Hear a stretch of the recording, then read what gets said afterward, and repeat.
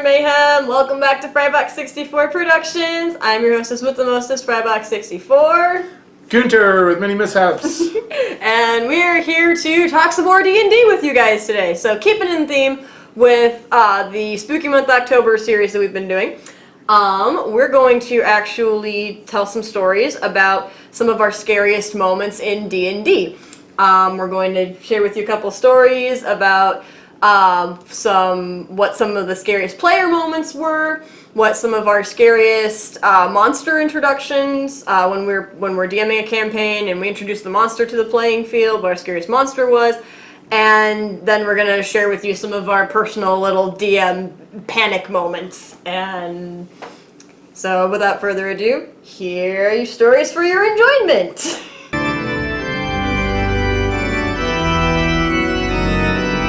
Okay, I think the scariest moment that I had for scaring my players was when I was running my Bristlecone Bunch campaign with my friends, and which this guy is a part of here, and one of our players, our Dragonborn Barbarian Wrath, had gone back to his mountain barbarian tribe to ask his parents some questions about how he came to be found in the woods, abandoned by his supposed parents.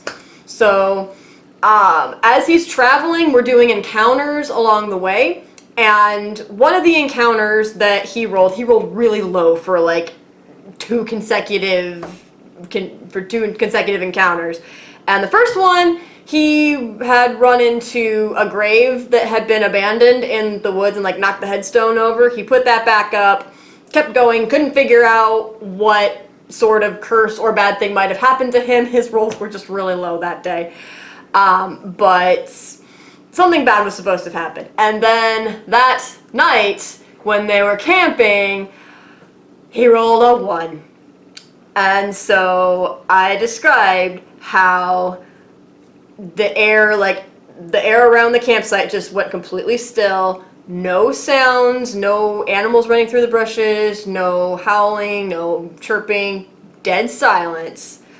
And as Wrath comes out of his tent to see what's going on, right at the edge of the campfire, so you can barely see like where the edge of the light is, he sees the form of this rickety old cart, this wagon, run down, rotting wood.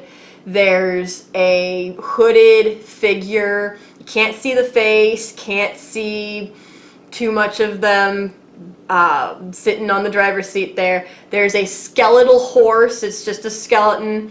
And they're just sitting there at the edge of the campsite. And the hooded figure is looking in Wrath's direction. And right as I said that, it was storming when we were playing this. Right as I said that, there was a huge clap of thunder right outside the house, and everybody just jumped. And I was like, oh my gosh. I was like, should I continue telling this? This is the worst time to be telling the story. And I was like, screw it. This is the best time to be telling this story. So making an even longer story short, the guy at with the cart was an agent of death, and basically whenever this agent of death showed up in its rickety cart, it did not leave without taking someone's soul. And so unbeknownst to Wrath, when he had knocked over that headstone, he'd taken a little spiritual passenger with that ghost that had like clung onto him and had followed him to that new campsite. So basically, the guy in the cart took that soul with him and left without taking Wrath's soul. But it was a really, really scary moment. Probably one of my more prouder moments as a DM. So the time my players were the most scared. Yes.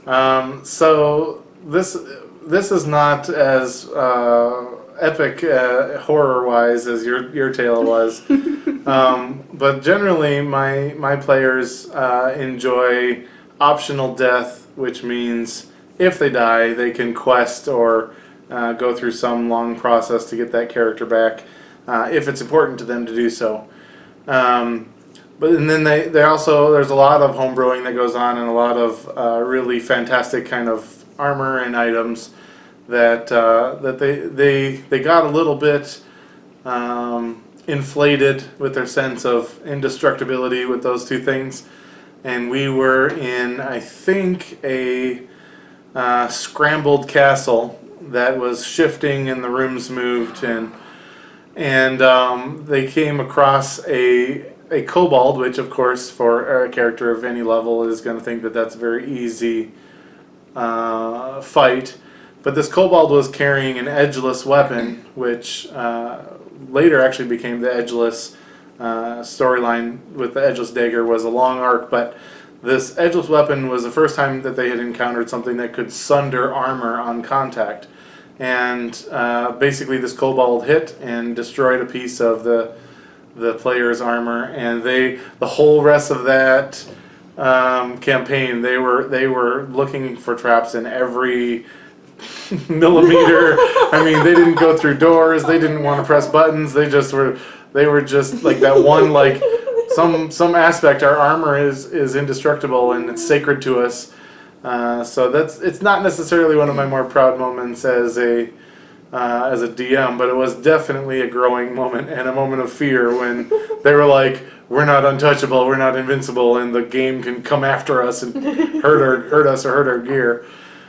So it was a growing moment, but definitely they were probably their time of being most afraid was from a kobold. That I could probably be proud of. It's like, okay, I'm gonna check the door before I go out. Is it locked? It's your bedroom door. Is it trapped? It's your bedroom door. I don't believe it. I don't believe it's real. It's gonna get me. It's a mimic. Everything's a mimic. The world is a mimic.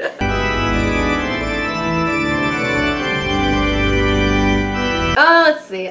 So far, I'm still in my infancy of DMing, so I've only created 2 major monsters that like homebrewed myself that aren't in like the monster manual. But I think the scariest one that I made from homebrew was what I call, or what came to be named, the Scorpion.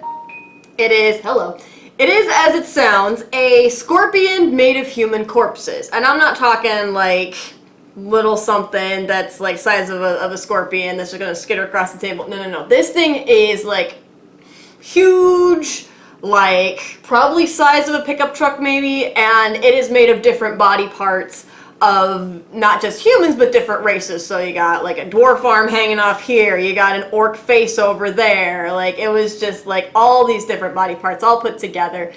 And I think the way that I described it to my players was that each of the little legs that it was scurrying along on was like the different arms from like different races. The eyes all along like the side, like it had eyes all along the sides. Each one was like a different color. Like you had a reptilian eye here, you had like human eyeballs all up and down the sides.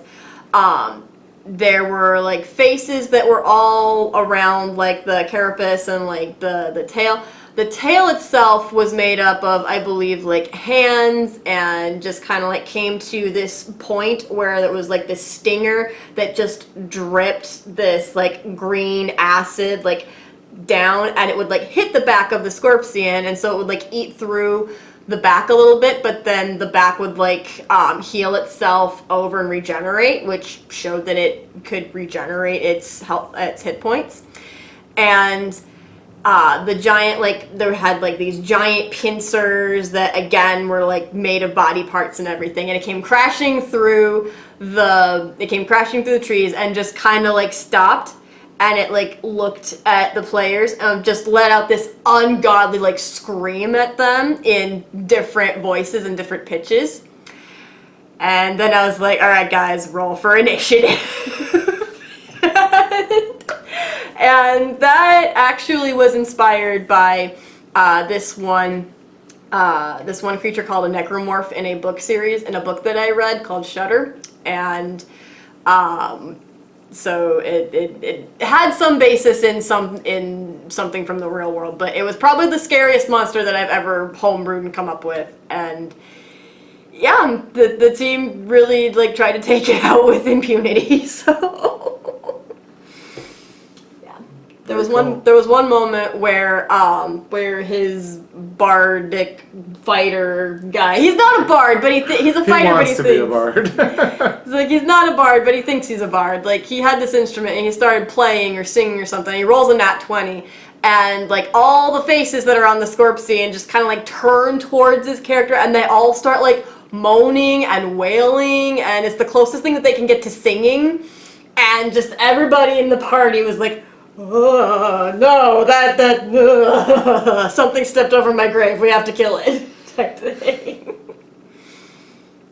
So what's the scariest monster you've ever created? I think Dr. Mandibark is the scariest monster, but not, because now he's sort of a commonplace name in the Getherverse, as far as he's known for his experiments and different creatures that he's created.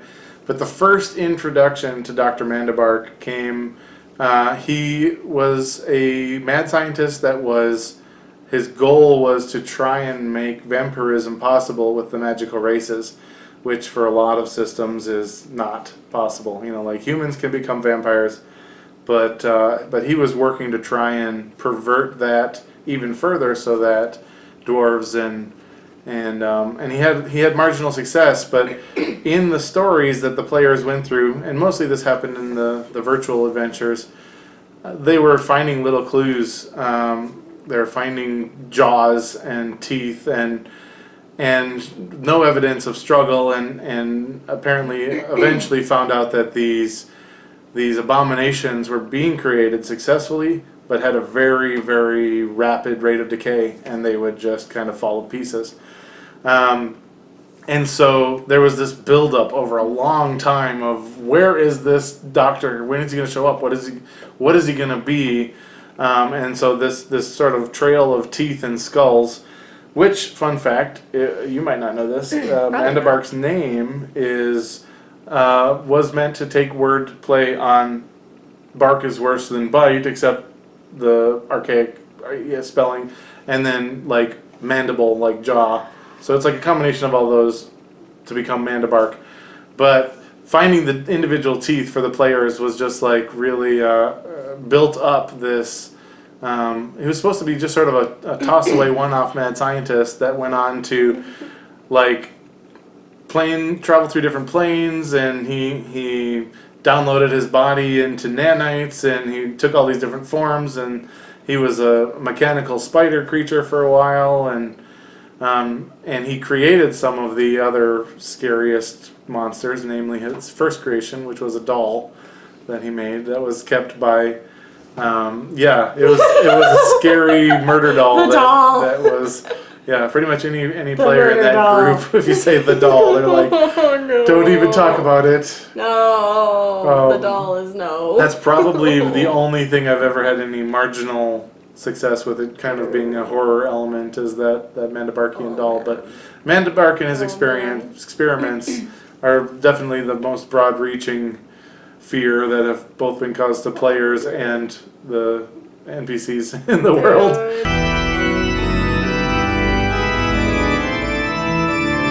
So segueing into the scariest moments that we've had as players in D&D. That doll that Mandibark created, it got introduced a year or two ago, somewhere in that area. And so with this newer campaign, I had my human wizard Patch and my little pixie bard Fancy, which Gunter was nice enough to let me port over from 4E. And we'd done the Curse of Strahd module, and we'd all been like trapped in Barovia and everything, and that was where we found the killer doll. And oh my gosh, that thing, like we would have to roll like encounters, and if we got like a bad encounter, that doll would show up and it would just be sitting there all creepy. And so then some guy named Joe, who also plays in this group, his monk Pony decided, you know what, I'm pretty tough, I do a lot of damage, I'm gonna punch this thing or slice this thing.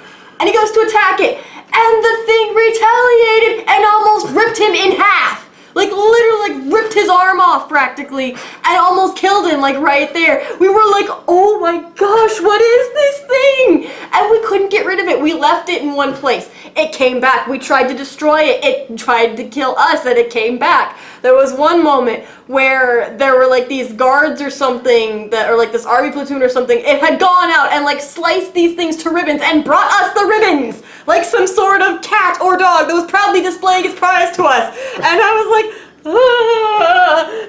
Player me was like, ah.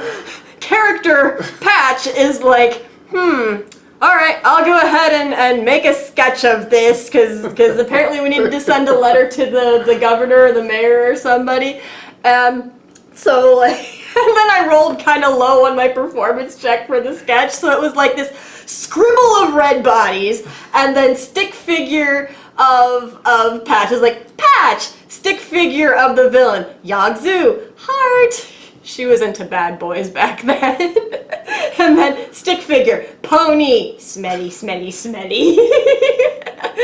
So like, he tried to hit me, like that kind of thing. But that was just the most terrifying thing. We finally got the doll like into like this magical containment ball. Storage ball. Literally, it was a Pokeball. It was a Pokeball. And we got it in there. And that's where it stayed. Until we unleashed it on something. I can't remember what we unleashed it on. On Mandabark himself. Yes, we unleashed it on Mandabark at his himself. Lab. That's how the story ended.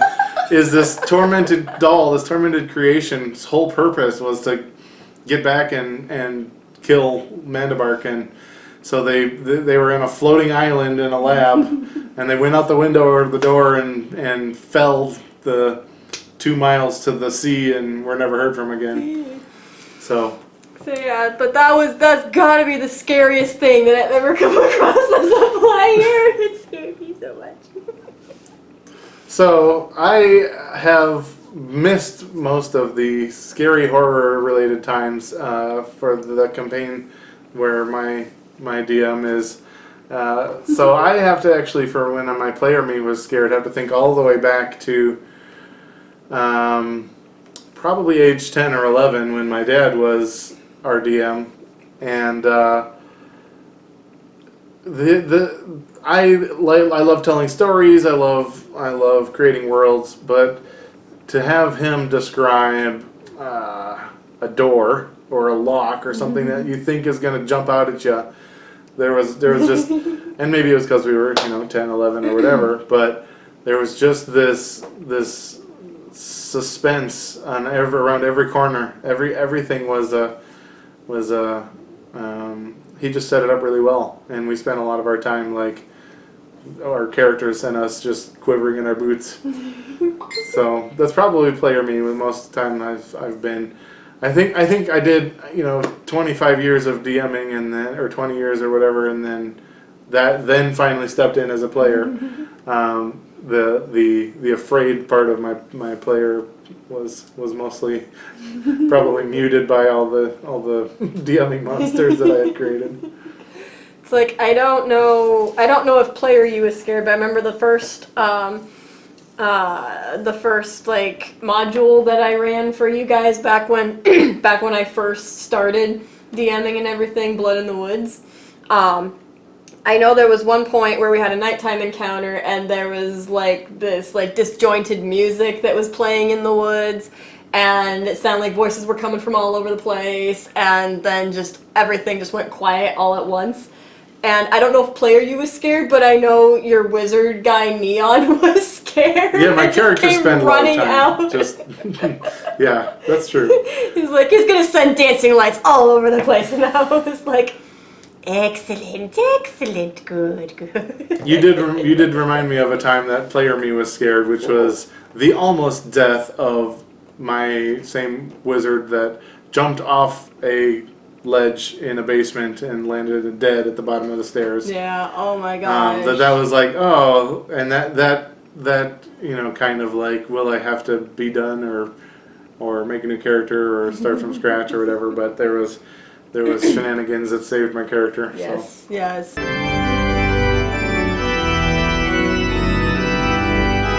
And it was kind of one of those things where like it jumped down a coal chute, landed in the basement, and like rolled a 2 on the con save or something. Yeah, I rolled like 3 in a row that were between 1 and 2. on the dice. So Yeah, so that wound up like.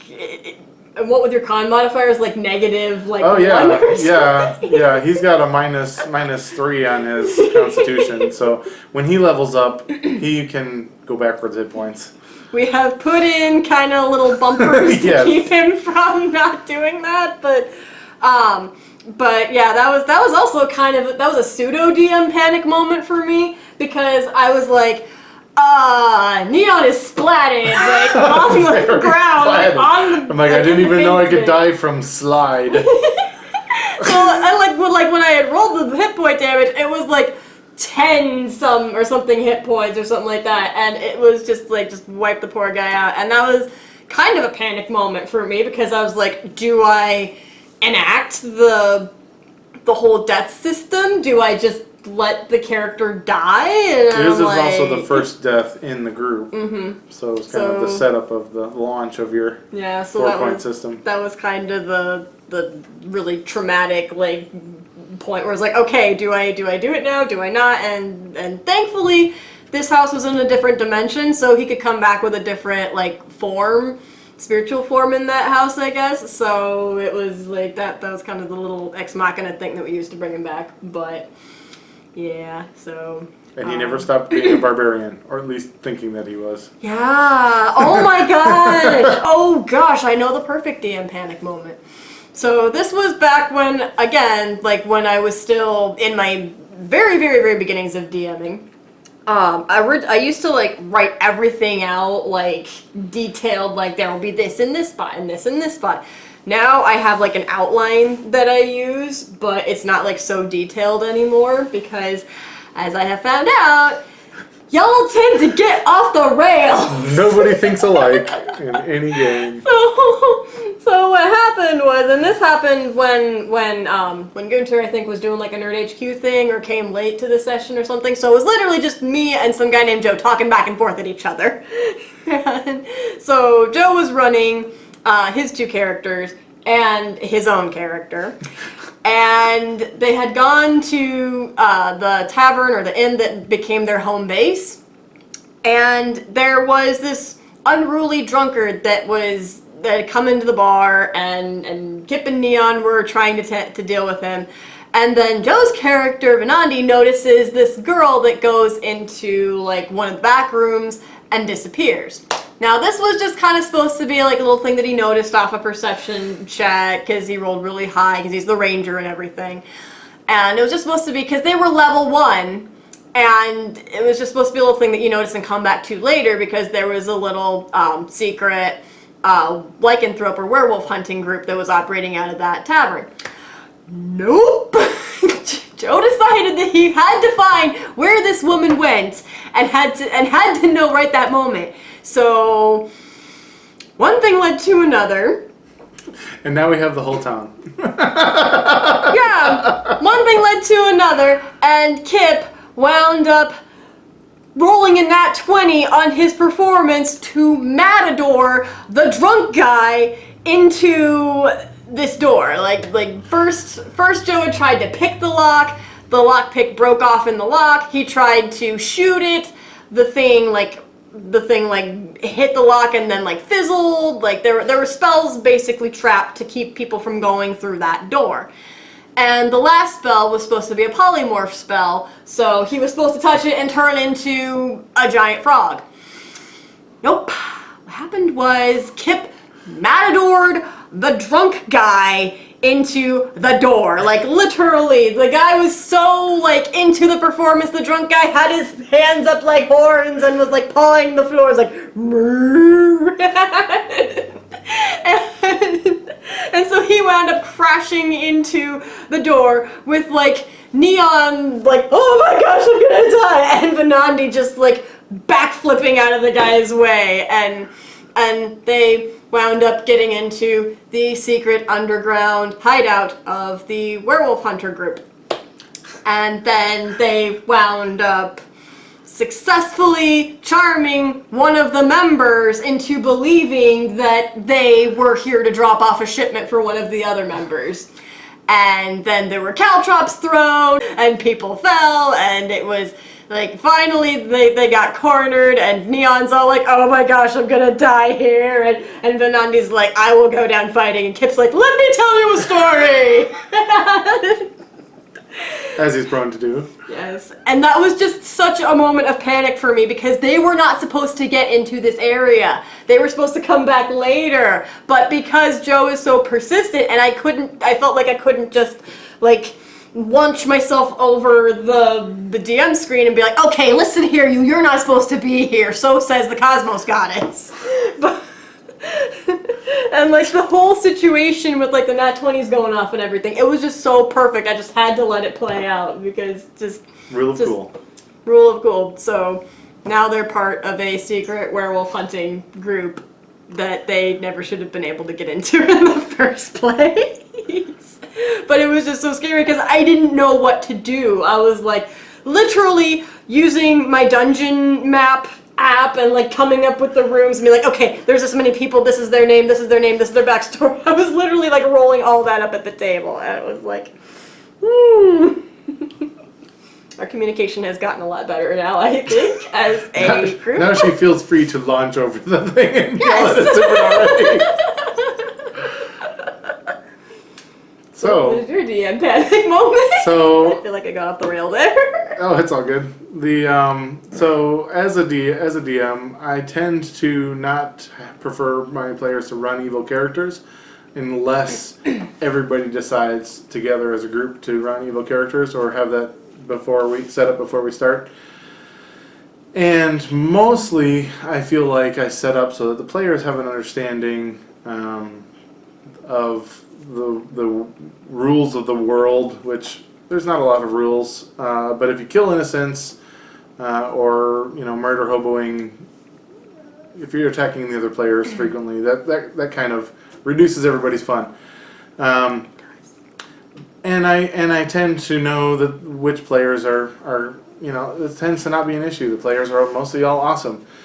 There is a couple of times where I have had another dungeon master play as a player, and as a dungeon master, you spend a lot of your time being constrained by rules and how the world works and charts and dice and math and all that.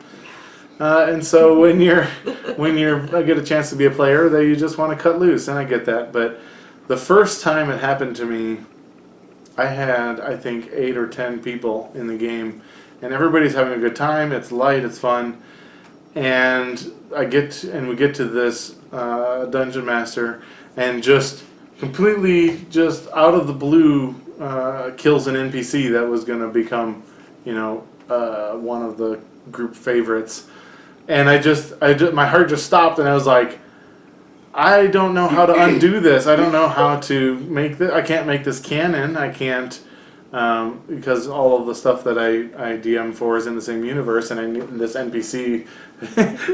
he's got 3 more gigs this week, but This NPC has 3 more gigs. right, exactly. You can't die. He's 3 more gigs away from retirement. All right, here. Let's take him to the necromancers.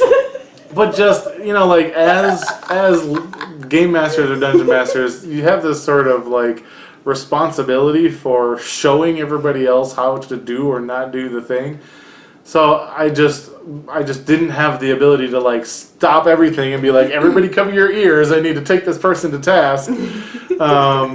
And so it just kind of like it jolted the fun, and everybody just kind of fell out of enjoyment because nobody knew now what was expected of being good and evil, and so that was probably my biggest heart attack as a DM, was being like, I have no recourse for fixing this situation.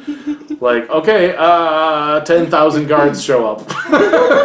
like you're gonna be in debt or jail unless you change your ways and get out of the bar, because you're just supposed to be here to get missions, not destroy NPCs.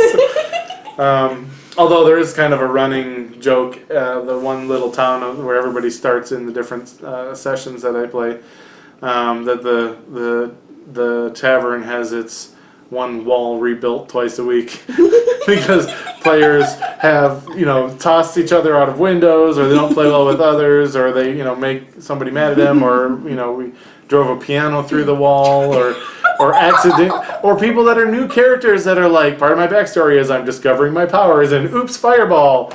That's just sort of understood that tavern's just going to be destroyed and rebuilt over and over again, but it was so out of the blue, and it was such a beloved NPC that ended up having to take a fall for the night and then not be canon. The death was not upheld we've since added the murder hoboing rules, but so that was my heart attack moment as a DM. I feel like if that had been me in charge of it, I wouldn't have said anything, but then later in the night I would have posted a picture to Nerd HQ of the mini of that person on a little funeral pyre, and all the other little minis around it being see what you have done. And if you're watching this, so trolly, and you were in my game and you were a DM that murder hoboed, this video is not probably about you, because this has happened 7 or 8 times to me.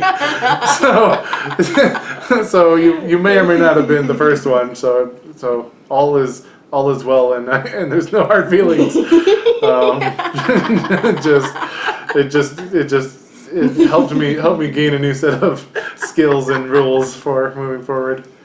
I feel like every time I run a campaign, both with you guys and my family, my improv skills improve a little bit more, because it's alright, so this is what you do, this is what you do, this is what you do, this is what you do. I want to go off and do this thing! I want to turn that thing into a hat or a vehicle. I'm going to turn a boulder into a vehicle.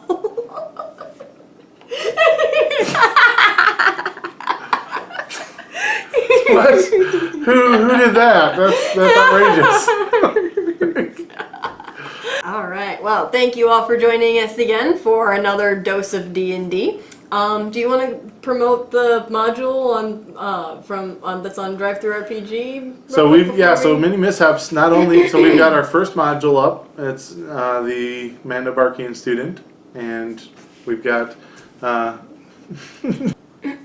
Frybox64 played a part in that as well, as our codex that we have for the Academy, and we also have a Halloween mini codex, so you can get some fun monsters and NPCs from that. And I think that one's $1. So I think that's it. So check out Drive-Thru-RPG. All the codexes and all the modules and stuff that we have are going to be on there. I will put a link to that in the description below.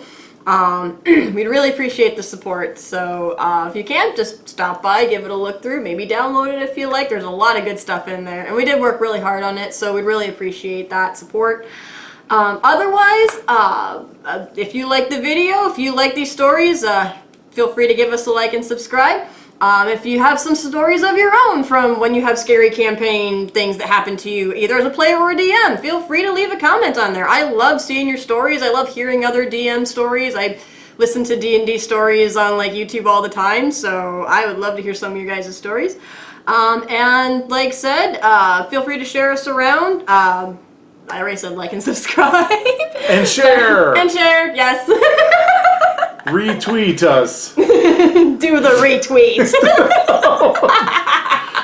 Mail your friends that don't internet a picture of us. Mail a meme of us to your grandmother. She could put it up on her wall. Put it up on her wall. Or her wall. refrigerator. Wall, yes. Alright. And hopefully tomorrow we will see you again for more murder, mayhem, and maiming for Spooky Month. Bye, everybody! Thanks, Internet.